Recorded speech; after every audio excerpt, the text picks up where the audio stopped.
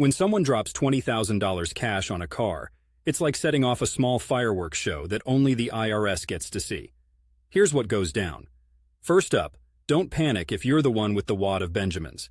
If you've obtained that money legally and paid your taxes, you can swim in your cash like Scrooge McDuck for all the government cares. But as soon as you pass that big stack over the counter for a shiny set of wheels, the dealer is obligated to fill out IRS Form 8300. Why? Let's dig a little deeper. The IRS isn't just interested in how much you make. They're also keen on where it's all flowing. Any cash transaction over $10,000 piques their curiosity. This form essentially asks, "Hey, where'd you get this?"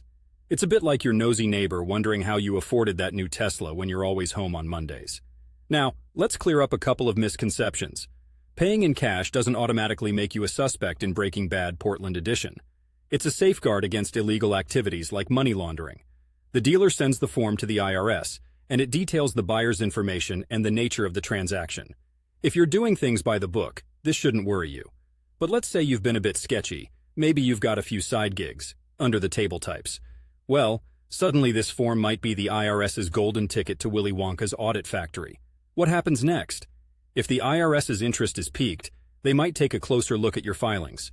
They want to ensure that big cash spend aligns with your reported income.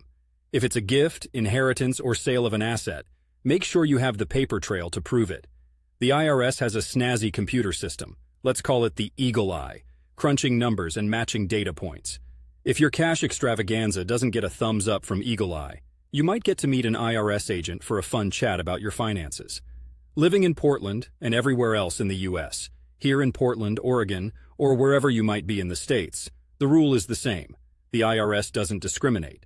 They'll want to know if you're making rain with cash from unknown fountains. It's all part of their job to keep the financial streams clear and sparkling with legitimacy. So whether you're in Stumptown or any other town, remember that paying for a car with a fat stack of cash isn't illegal. But it is a signal that will get you some extra attention from Uncle Sam.